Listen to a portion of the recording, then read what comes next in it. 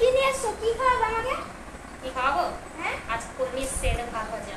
ভাত ভাজা আর কিছু না? ভাত ভাজা, এই যে ভেন্ডির তরকারি সর্ষে দিয়ে, আর এই যে আমের আচার। তাই ভাত ভাজা করে নিয়ে আসলাম, কালকে রাত্রের ভাত ছিল। আমি ভাবলাম যে ভেজে দিই, ভেজে ভাতটা ভাজা খেতে ভালো লাগে। তার সঙ্গে এই ভেন্ডিটা, সর্ষে ভেন্ডিটা কালকে তরকারি ছিল, এটা ফ্রিজে রাখা ছিল, গরম করলাম।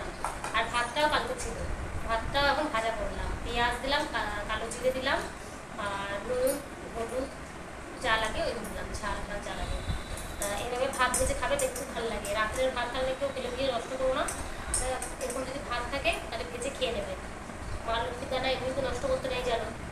তা যদি এরকম তোমাদের ঘরে থেকে থাকে তাহলে তোমার ভেজে খেয়েও ভালো লাগে। আমারও তো খুব ভালো লাগে, আমাকে খাই। হ্যাঁ, যখন থাকে তখন খাই, না থাকলে আর কোথাও থেকে খাবো। তা এটা আজকে যেরকম আছে, আমি আর ছেলে দুজনেই খাবো। তা ওদের খাওয়ানোর পর আমিও খাবো। আর ওইদিকে রান্নাও বসিয়ে দিয়েছি। তো চলো, আমাদের এই আজকে সকালে টিফিনটা